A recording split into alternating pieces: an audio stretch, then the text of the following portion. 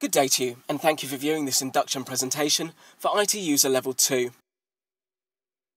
The purpose of this induction is to provide you with information and guidance about the MVQ itself, the award, and the processes, in order to best prepare you for the qualification.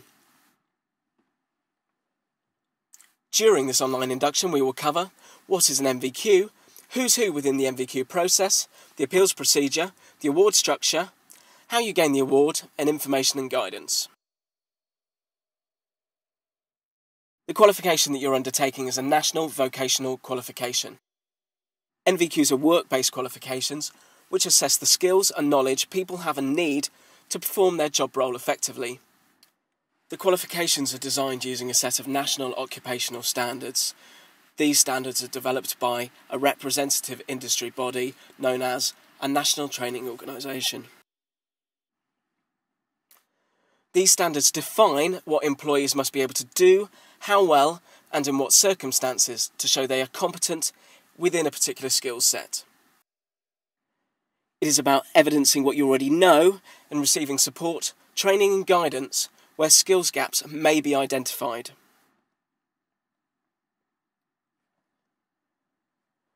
So at the top sits Ofsted, who regulate, and the QCA, who approve the qualification.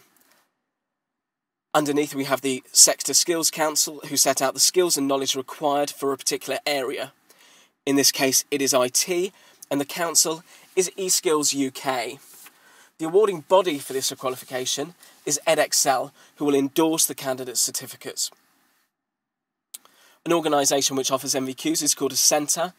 In this case it is our partner M2 Training Limited, but it often may be a school, a college, a university, or a combination of these. The centre has responsibility for the overall quality of the qualification and is required to work within an awarding body's policies and guidelines. The candidate is of course you, and you will be required to provide the assessor with evidence of your competence. The assessor in turn will use this evidence to judge if you have met the standards laid down by the performance and knowledge criteria set. The internal verifier will support the assessor to maintain quality within the assessment process. They will also check that all evidence is valid, and they will ensure that the awarding body's requirements are met. Finally, the external verifier will monitor the centre as a whole, and they are appointed by the awarding body. When you start the induction and training workshops, you will receive a candidate's handbook. Now, the idea behind the portfolio is to provide you with clear instructions and guidance about what is expected and the standards you're expected to achieve. The handbook includes an MVQ overview, appeals policy, company policies, contact details and complaints procedures. If there are any doubts as to what is required of you, please speak to your nominated assessor, details of which will be provided at the workshop. To briefly explain the complaints procedure, this procedure covers complaints made by a person about any matter connected with the provision of training services by ourselves, Gala for Education, or our partner M2 Training Limited. The aim of the procedure is to settle any complaint a candidate may have relating to the training, the trainer, or the training facilities. Appeals against the final assessment of his/her training are dealt with separately. If you're unhappy with the service you have received, you're entitled to make a complaint, have it considered, and receive a response from us. Your complaint should be made in the first instance to your trainer providing the service, with the aim of resolving complaints quickly and as close to the source of the complaint as possible. You should normally complain as soon as possible and not later than 6 months after the event. All complaints will be dealt with as quickly and efficiently as possible, and full details can be found in your handbook. So we move on to the structure. All MVQs have a common structure and consist of standards which can be broken down into various parts. If you're not yet clear about how we define the standards, remember that the standards have been developed by experts with experience in their field, and that all candidates aiming for this particular MVQ are being assessed against the same standards. So for the ITQ units, they define the broad functions carried within IT and are made up of a number of elements. Each element describes a specific activity which you might have to perform within IT and may relate to skills or to the demonstration of knowledge and understanding. The level and quality of how you should carry out these activities is determined by a number of statements called National Occupational Standards. National occupational standards are used to judge your competence. Knowledge and understanding states what you must know and understand and how this knowledge is applied to real-world environments.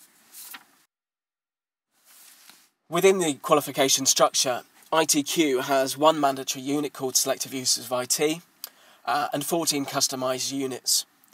Each has a different points value depending on the standards you are required to attain. 100 points must be achieved on a Level 2 programme, of which 50% of the unit value of optional units must be achieved at that level. You will be spoken to further on this in your workshop, and further information can be found in the handbook. So, how do I gain the award? There will be a 3-day induction and workshop. We will build an electronic portfolio for you based on the evidence you provide. We will assess your performance through a variety of methods. This will allow us to provide feedback, advice, and even remedial training where required. All work will be verified and the final certificate will be issued. Confidentiality is assured at all times, and for further details you can see our Data Protection Act in your handbooks. So, eligibility for the MVQ. You must be employed by your school, college as a teacher or member of the support team. Staff with 2 or more MVQs or on other government-funded courses will not be eligible. You must be resident in the EEA for a minimum of 3 years.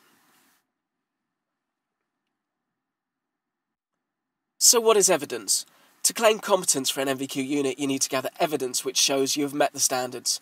It is important that your evidence is easily understood so that it can be checked against the standards by both your assessor and the awarding body. Across all MVQs, evidence can take many forms. These include direct observation of your performance, material evidence of your work, authenticated statement, that's witness testimony, personal statement, outcomes from questioning, outcomes from simulation, case studies, assignments or projects, and accreditation of prior learning. This is evidence from your past. This is giving credit based on previous achievements and experience. Some of these evidencing procedures will be used during the ITQ qualification.